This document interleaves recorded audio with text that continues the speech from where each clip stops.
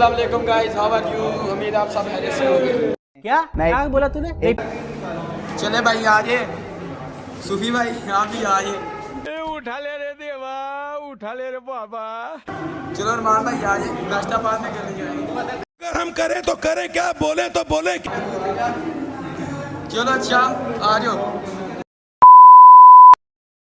मुझे ये बताएं कि आप में से पहली दफा यानी पहली बार या बल्कि उल्टा सवाल पूछता हूँ, ये बताइएगा अल्कोहल की कंजम्पशन और इस तरह के जितने भी ड्रग्स हैं जिनको आमतौर पे मुआशरे के अंदर यूज किया जाता है उनके ऊपर कंप्लीट बैन लगा दिया। उन्होंने कहा कोई भी अल्कोहल को कंज्यूम नहीं करेगा। कितने सालों के लिए भाई? 13 इयर्स के लिए, 13 सालों के लिए उन्होंने बैन लगाया। बैन के लिए वो एक टर्म यूज करते हैं, इसको कहते हैं द नोबल एक्सपेरिमेंट। हमारी सोसाइटी के जो इंडिविजुअल्स हैं वो इस टाइम कंप्लीटली डिसफंक्शनल हो रहे हैं, they are unable to operate. अब हमने तरक्की करनी है, हम इतनी बुरी जंग से बाहर निकले हैं, अब हमने किस तरीके से अपने आप को दोबारा डेवलप करना है, हमारी आवाम उसके लिए भी तैयार नहीं है।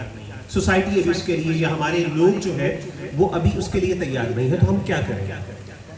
तो उन्होंने क्या किया कि उन्होंने कहा कि हम ऐसा करते हैं कि हम जो अल्कोहल की कंजम्पशन है उसके ऊपर बैन लगा देते हैं।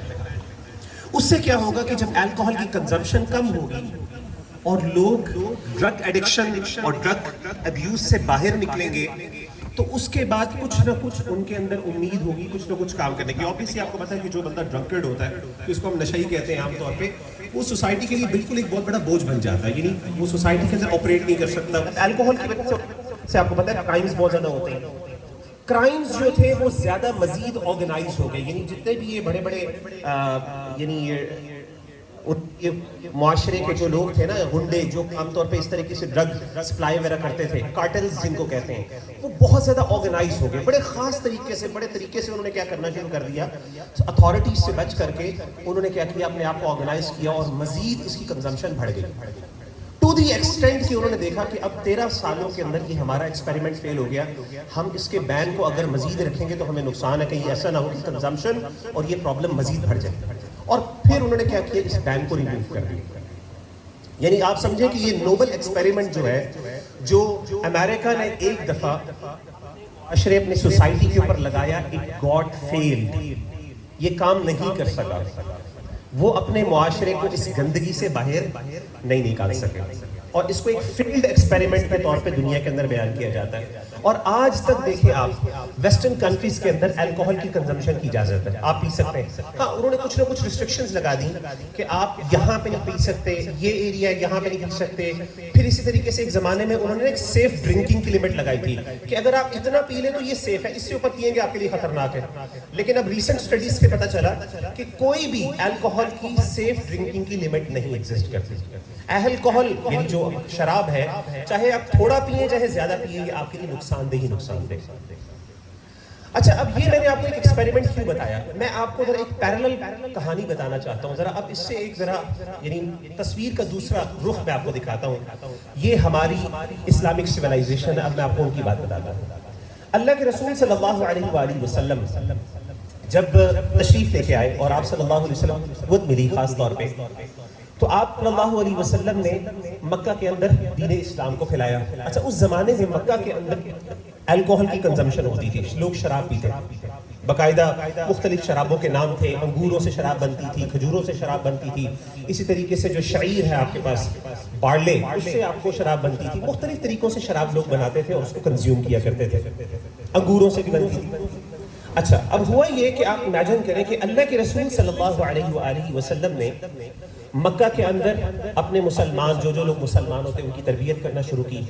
इसी तरीके से आप मक्का में कितनी देर रहे, कोई बता सकता है अंदाजा? जी, मक्का में कितने साल आप सल्लल्लाहु अलैहि वसल्लम रहे? 13, तकरीबन 13 साल रहे, ठीक है।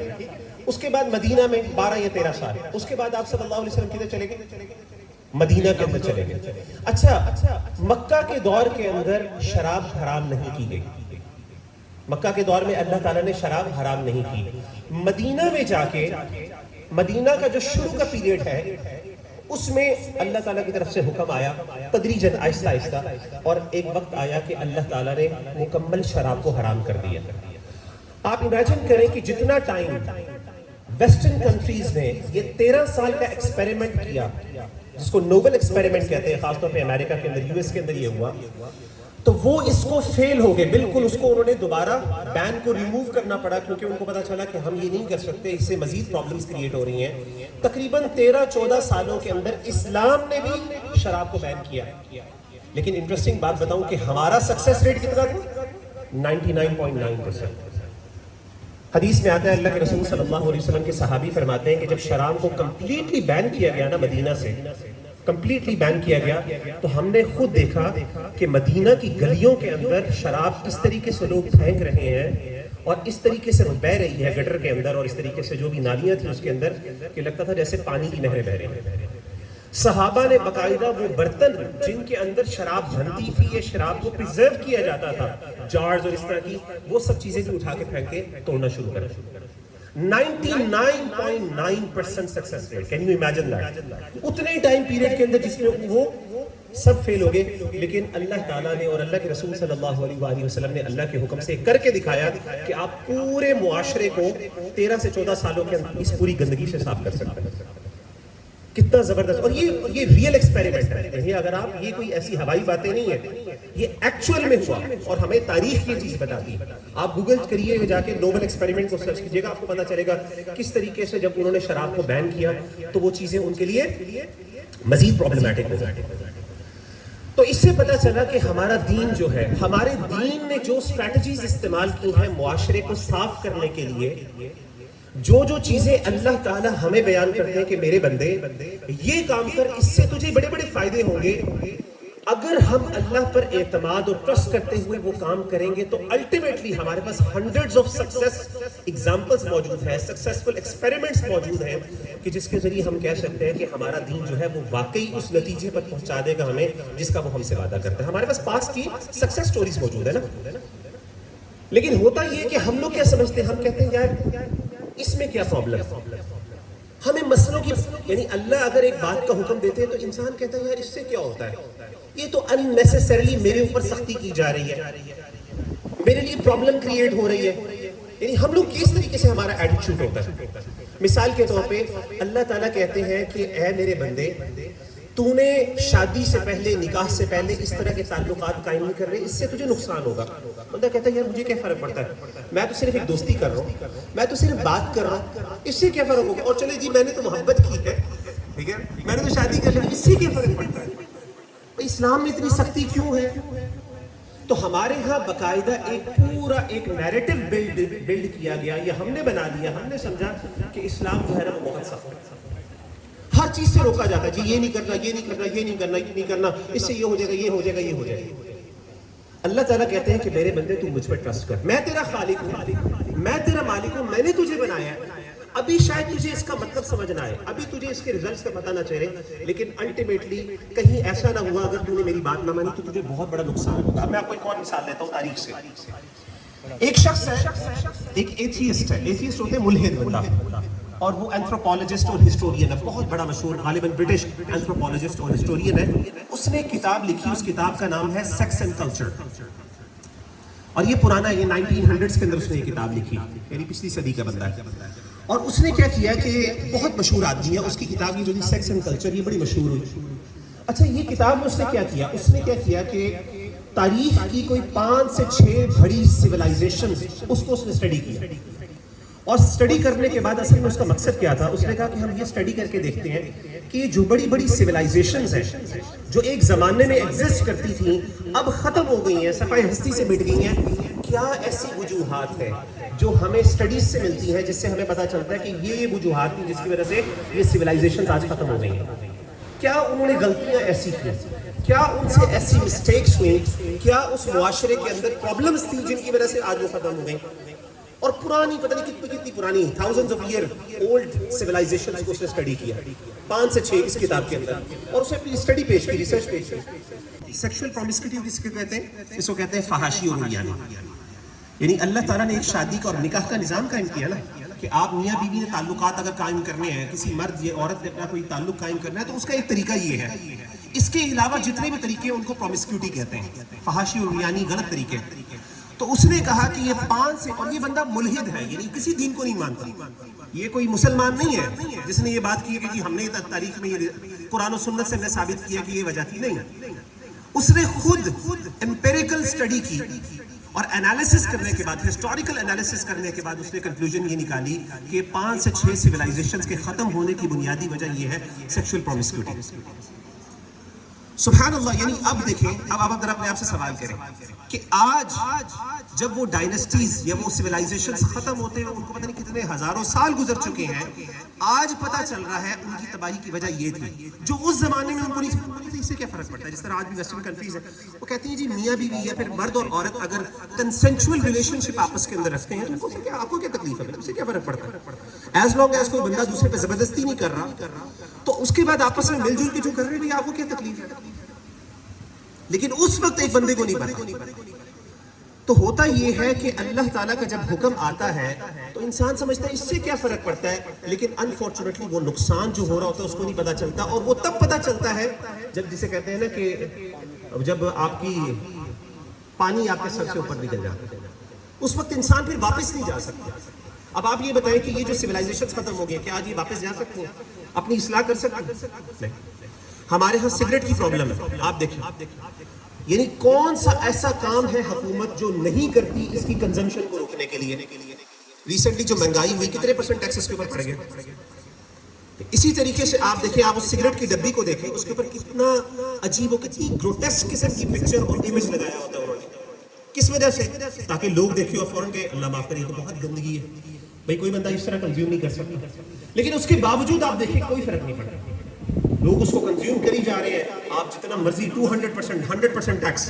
میں یو اے ای میں تھا، مجھے یاد ہے، تو یو اے ای کے اندر نا انکم ٹیکس نہیں ہوتا تھا، ایون سیلز ٹیکس نہیں تھا، وہ ٹیکس فری زون ہے۔ اب تو انہوں نے ٹیکس لگانا شروع کر دیا، لیکن پہلے ٹیکس فری زون تھا جس کی وجہ سے پوری دنیا کے اندر یو اے ای میں بہت سے لوگ آتے تھے۔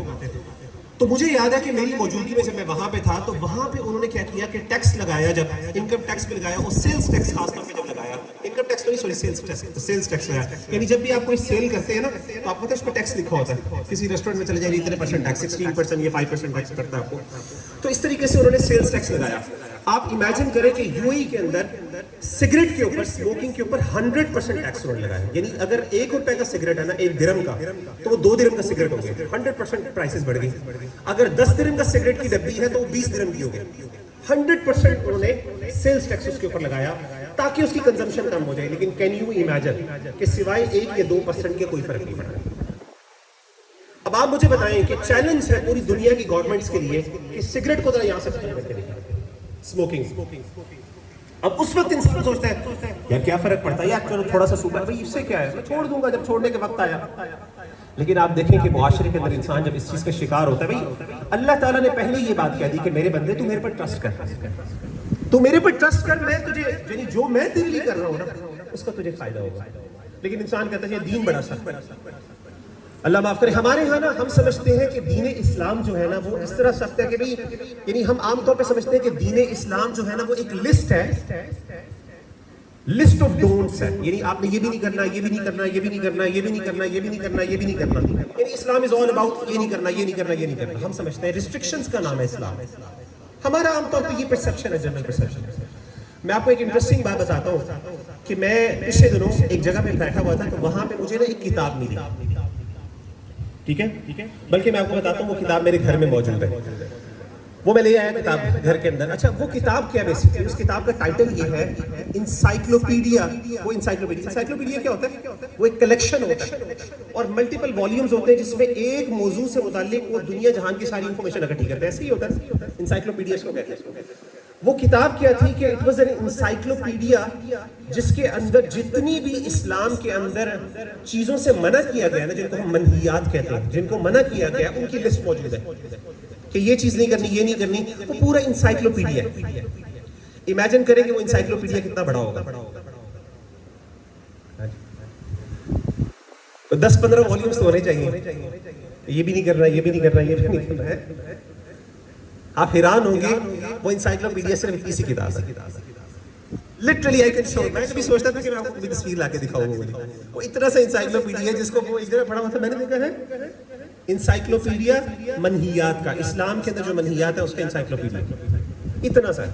اور مزے کی بات ہے اس کے اندر صرف جو ہم سے ساروں سے ریلیونٹ چیزیں ہیں نا وہ کوئی آپ سمجھ لیں یعنی وہ بھی بہت تھوڑی ہے لمیٹڈ. کون سی؟ کیونکہ بہت سی ایسی چیزیں ہیں جن کا تعلق ہم سے نہیں. مثال کے طور پہ سود ہے. اب ایک بندہ بزنس کر رہا ہے, بزنس سے متعلق بھی ہیں اور کچھ اور ایسے ایشوز ہیں جو ہم سے متعلق ڈائریکٹلی ریلیٹڈ بھی نہیں ہیں, مخصوص لوگوں کے ساتھ ریلیٹڈ ہے, وہ بھی چیزیں اس کے اندر شامل ہیں. مثال کے طور پہ اب جو بندہ بزنس نہیں کر رہا, اب اس کے اندر کچھ لسٹ لگائی ہوئی ہے کہ یہ چیزیں ان کی ہیں, صرف لسٹ نہیں بلکہ چیپٹرز ہیں چھوٹے چھوٹے, کہ اللہ کے رسول صلی اللہ علیہ وسلم نے یا اللہ تعالیٰ نے ان چیزوں سے منع کیا کہ جب آپ بزنس کریں گے تو یہ نہیں کرنا. اب بزنس جس بندے نے کرنا ظاہر ہے اس سے ریلیونٹ ہے, میرے سے ریلیونٹ تو نہیں ہے, میں بزنس نہیں کر رہا.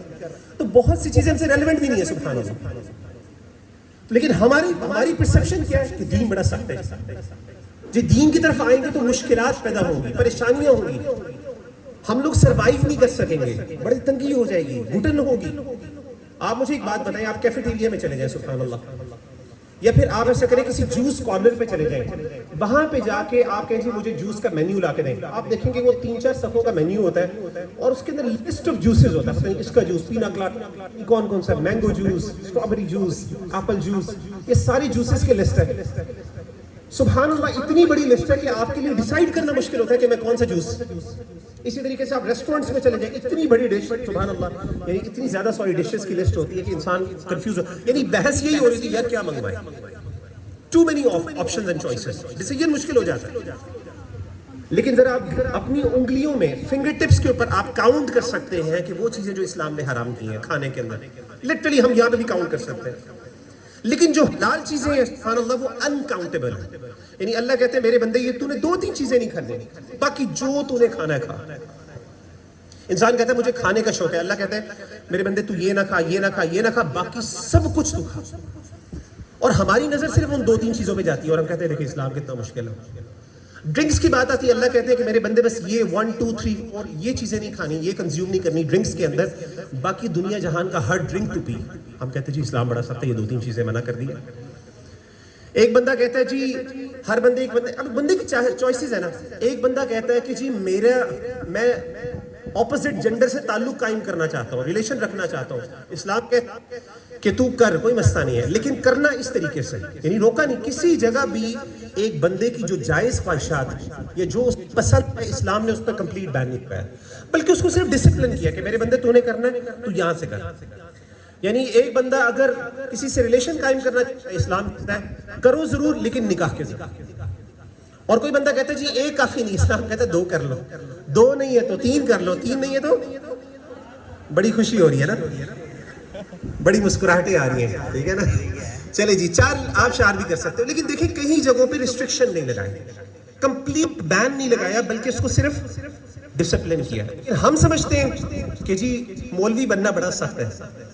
بھائی مولوی بننا سخت تو کہتے ہیں جی مولوی بنیں گے تو مشکلات ہوں گی, پریشانی. آپ مجھے ایک بات بتائیں, ماشاءاللہ آپ میں سے سارے لوگ کافی کو جانتے ہیں, آپ بتائیں ہم کتنا شغل لگاتے ہیں. دیکھیے ہماری ویڈیوز, یعنی ہم سے بڑھ کر ہے وہ شغلیہ کوئی بندہ آپ کو نہیں ملے گا. بھئی ہماری زندگی میں کیا چینج آیا, بہت پازیٹیو چینج آیا جو بھی آیا. یعنی اگر ہم سمجھیں کہ اسلام کو پریکٹس کرنے کے بعد کیا ہماری زندگی بہتر ہوئی یا مشکلات کا شکار ہو گئی. انفارچونیٹلی ہوا پتہ کیا مسئلہ, مسئلہ یہ ہے کہ ہمارے ہاں جو دین کی پکچر پریزنٹ کی جاتی ہے معذرت کے ساتھ, وہ کلچرل پکچر ہے, وہ ریئل اسلامک پکچر نہیں ہے. یعنی ہمارے ہاں لٹرلی دیندار, معذرت کے ساتھ کسی اسپیسیفک اسکول آف تھاٹ کی بات نہیں کروں گا, لیکن ہمارے ہاں اتنی عجیب و غریب چیزیں دین کے نام پہ انٹروڈیوس کروائی گئی کہ بندہ کہتا ہے یار میں کب سے کیسے یہ سب کچھ کیسے کر پاؤں گا. مثال کے طور پر میں آپ کو تھوڑی سی بتاتا ہوں ہماری نالج اسلام کے بارے میں, ہمارے کلچر کے اندر کیا کیا چیزیں ہیں اور کتنی عجیب و غریب چیزیں ہیں. مثال کے طور پہ وہ کہتے ہیں جی جب بھی کوئی بندہ نماز پڑھ رہا ہو جائے نماز پہ, تو نماز پڑھنے کے بعد جائے نماز آپ ایک طرف سے ایسے فولڈ کر دیں. کیوں جی؟ شیطان نماز نہ پڑھے. سبحان اللہ. یعنی یہ سارے جو ہے نا شیطان کو اصل میں برا آپ نے بنایا ہوا ہے. وہ بیچارہ نماز پڑھنا چاہتا ہے. یعنی آپ مجھے بتائیں اگر شیطان نیک ہو جائے تو ہمارے مسئلے حل ہو جائیں گے کہ نہیں ہوں گے؟ لیکن آپ کہتے ہیں کہ میں تجھے نیک نہیں ہونے دینا, میں تجھے برا ہی. یہ مسئلہ کب تک ہم ریزالو کر چکے ہوتے ہیں؟ تو یہ جی ہم اس سے کر لیں شیطان نماز نہ پڑھ لے. سبحان اللہ. یعنی اس چیز سے نماز نہیں پڑھے گی, یعنی اس کو پوری دنیا میں صرف آپ کا مصلی ملے جہاں پہ اس سے نماز پڑھنی ہے, اور اس سے کرنے سے وہ نماز نہیں پڑھ سکے گا. اچھا جی وہ کہتے ہیں جی قرآن کھلا ہوا ہے, قرآن بند کر لو فوراً. کیوں؟ शैतान कुरान ना पढ़ ले, अस्तगफिरुल्लाह। ये लिटरली ये मुझे भी पता है ये बातें। इसीलिए कहते हैं, इसी तरीके से वो कहते हैं जी, आपने ये भी देखा होगा गाड़ी, बल्कि नहीं वो आपने देखा होगा, ये खवातीन को पता होगा, घर के अंदर खाली कैंची नहीं चलानी। क्यों नहीं चलानी जी? सुभान अल्लाह। यानी ये बिजनेस शुरू कर सकता हूं मैं बैठ के। वो होता है ना कि आमिल बाबा कि जी किसी का घर तोड़वाना है, उसके घर में जाके चुपके से बस कैंची निकालो, चक चक करो, बस मसला हल, रिलेशन सब कुछ खत्म। सुभान अल्लाह। यार ये इस तरह की कैंचियां, मैजिकल कैंचियां कहाँ से मिलती है? मुझे बताइएगा, मैं भी खरीद लूँ कोई 3-4 और अपने दुश्मनों के घरों में जाके ना आप चलाइए जरा जाके, सब कुछ खत्म। शाम को सफाई करनी। इसी तरीके से ये बड़ी बात है, आपने देखा कि जी गाड़ी नहीं ली है तो गाड़ी के नीचे ना पीछे एक जूता लटकाते हैं। किस जी? क्या जी? नजर बट्टू के लिए, है ना, नजर ना लग जाए। सुभान अल्लाह। मैं वो भाई कोई लगाया हो ना तो मैं कहता हूँ मेरी जान आपका चेहरा उससे ज्यादा खूबसूरत है, आप गले में भी लटका दे एक आधा। अब मुझे बताए ना प्रैक्टिकली, मेरी शक्ल भी तो खूबसूरत है, वहां पे नजर नहीं लग सकती, तो गले में भी लटकाए ताकि वो जो नजर असल तो वहां लगेगी, गाड़ी से ज्यादा आपके चेहरे पे लगेगी इंशाल्लाह। तो हमारी जो भी बहनें हैं उनको चाहिए कि से वो क्या करें, जूते, अल्लाह माफ करे, जूतों का हार पहन के रहिएगा। तो कहने का मतलब है अनफॉर्चुनेटली हमारा ये है जी, हम इस तरह की चीजों के भी। अब जाहिर है जिस बंदे को 24 घंटे यही सोचना कि यार अच्छा ये नहीं कर सकता, ये नहीं कर सकता, ये नहीं करनी, इसी तरह नहीं करना, फिर वो अजीबो गरीब बातें, अल्लाह माफ करे हमने ना, तो माजरत के साथ ये दीन नहीं है। ये दीन को हमने अननेसेसरीली अपने लिए इतना मुश्किल कर दिया है। और आप यकीन करें, आप हमारा 2 ही चीज़ों का नाम है, कुरान और सुन्नत का नाम है। आप कुरान उठाएं, नबी सल्लल्लाहु अलैहि वसल्लम की सुन्नत उठाएं, जो चीज़ आपको मिलती है सुभान अल्लाह आप वो कर लें, जो चीज़ नहीं मिलती माजरत के साथ। कोई हमें आलिम साहब कहते हैं, भी रिस्पेक्ट है, ठीक है आप आलिम है, ठीक है हम आपकी रिस्पेक्ट करते हैं, बट हम बाउंड नहीं है आपकी बात मानने पर जब तक कि वो आप कुरान और सुन्नत में हमें दिखा नहीं सकते। तो कहने का मतलब है, अल्लाह माफ़ करे कि हमने दीन को अपने लिए बहुत ज़्यादा मुश्किल बना दिया, और उसके बावजूद हम समझते हैं शायद अगर हम ये नहीं करेंगे तो हमारे लिए प्रॉब्लम्स हो रही हैं, इसलिए लोग फिर पहले ही भागते हैं। मैं आपको बताता हूँ हमारे यहाँ, अगेन मैं इस चीज़ को बाज़ औक़ात ना चीज़ों को हम मुख्तलिफ अंदाज से देखते हैं। मैं आपको एक और मिसाल देता हूँ। हमारे एक दोस्त, ठीक है ना, तो हमारे पास एक दोस्त था, तो हमने कहा यार मिलते हैं, कोई रात को चलते हैं कुछ खाने पीने के लिए, खाबे के लिए निकले। 3-4 दोस्त थे हमारे। अच्छा हम नमाजी थे, हम अल्हम्दुलिल्लाह नमाज पढ़ते थे, तो वो नमाज नहीं पढ़ता था। हमारे यहाँ ये भी एक बड़े मजे का कॉन्सेप्ट है, किसी को कहो ना नमाज पढ़ने चले तो वो कहते हैं जी मेरे कपड़े साफ नहीं है। सुनता ये कौन सा? कहते सर आप जाएंगे मेरे कपड़े साफ नहीं है। तो सवाल ये है कि कपड़े साफ नहीं है क्या, क्यों? यानी आप फिर उसे रोक के पूछे कि भाई क्या, यानी कपड़ों पे क्या? तो जो कपड़े तुम अल्लाह माफ करे वो मतलब सोच रही है कि किस वजह से नापाक हो गए कपड़े, तो भाई तुम इस नापाक कपड़ों में फिर रहे हो, तुम्हें तो जूते पहनने चाहिए। तो ये भी एक बहाना होता है बहरहाल। तो वो नापाक कपड़े, तो अल्हम्दुलिल्लाह उसने ये बहाना नहीं बनाया, उसने ये बहाना नहीं चलेगा। तो उसने कहा कि अच्छा हम कहें यार नमाज पढ़ते इशा की, वो ना थोड़ा अवॉइड करें। अच्छा यार तुम लोग ज़बरदस्त पकड़ के ले गए वैसे, वो बेचारा वुज़ू करके गया नमाज पढ़ने। अच्छा हमने नमाज पढ़ी, नमाज पढ़ के हमने कहा यार आप ना ऐसा करते हैं, सुन्नतों को स्किप मारते, ठीक है, सुन्नत एक कल पढ़ेंगे, यानी आज सुन्नतें नहीं पढ़ते, नमाज पढ़ के हम जल्दी जाते हैं, कुछ खाना पीना करेंगे फिर घर जाएंगे। वो शहजादा क्या था, वो नमाज के बाद अच्छा हम लोग बाहर खड़े इंतजार कर रहे, हमने कहा बाहर आ जाएगा। थोड़ी देर बाद क्या देखा, वो आ ही नहीं रहा। अच्छा आहिस्ता आहिस्ता मस्जिद खाली हो गई, वो अभी तक मस्जिद के अंदर नहीं, पता नहीं क्या कर रहा है। हमने अंदर जाके देखा वो जनाब नवाफिल और सुन्नतें और पता नहीं क्या क्या कुछ। तो मैंने कहा यार भाई कल भी मस्जिद में जाना है, आज सारी नमाजें नहीं पढ़नी, क्या सीन है? कहते हैं यार वो इशा की नमाज के साथ अभी मैंने इतनी सुन्नतें पढ़नी है, इतने नवाफिल पढ़ने हैं, तब जाके नमाज अदा होती है। मैंने कहा अल्लाह के बंदे क्या फ़र्ज़ भी पढ़ लो तो कोई मसला, हाँ सुन्नतें पढ़नी चाहिए बिल्कुल, उनको छोड़ना नहीं चाहिए नफल, लेकिन कभी कभी छोड़ने को पता नहीं क्योंकि फ़र्ज़ नहीं है बहरहाल। वो ना अच्छा कहता है मैंने तो सुना हुआ है कि इसके बगैर नमाज पूरी नहीं होती। तो वो बेचारा अब इमेजिन कि वो कहता है मैं नमाज से इसलिए भागता हूँ कि मुझे पता है कि नमाज पढ़ने जाऊँगा तो मेरा आधा घंटा कम से कम लगेगा यहाँ पे।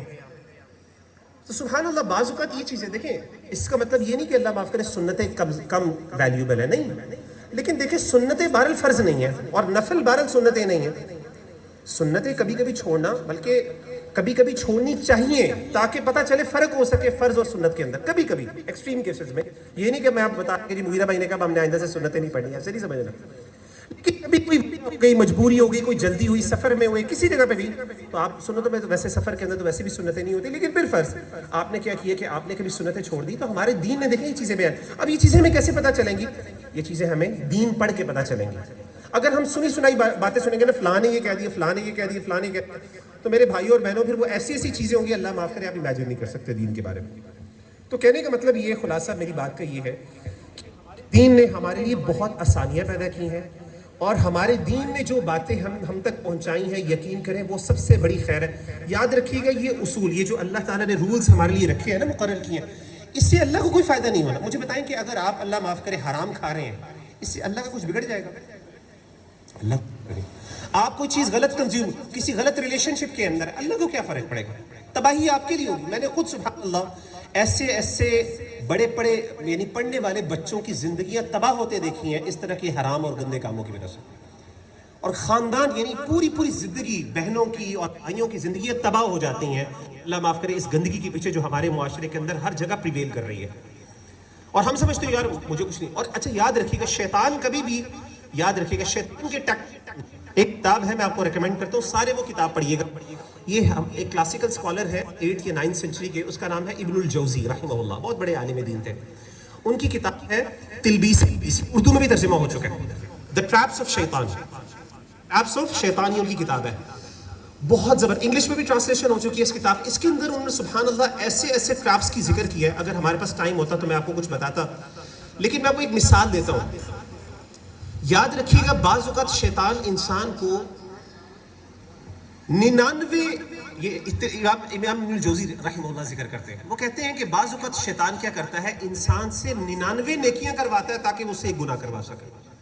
ذرا سوچیے اس بات میں، شیطان سے بعض اوقات ایک انسان سے 99 نیکی کرواتا ہے تاکہ وہ اسے الٹیمیٹلی ایک بڑا گناہ کرا سکے. بندہ کہتا ہے میں تو نیکی کا کام کر رہا ہوں، میں کون سا برائی کا کام کر رہا ہوں، لیکن اس کی طرف ہوتا آہستہ آہستہ وہ چیز کس کی طرف جاری ہوتی ہے، وہ ایک بڑے گناہ کی طرف جاری ہوتی ہے. تو ہمیں شیطان کبھی بھی آ کے اللہ معاف کرے آپ کو یہ نہیں کہے گا یار اسموکنگ کرو. ہم میں سے ہر بندہ پتا ہے کہ اسموکنگ بری چیز ہے، ایسے ہی ہے نا.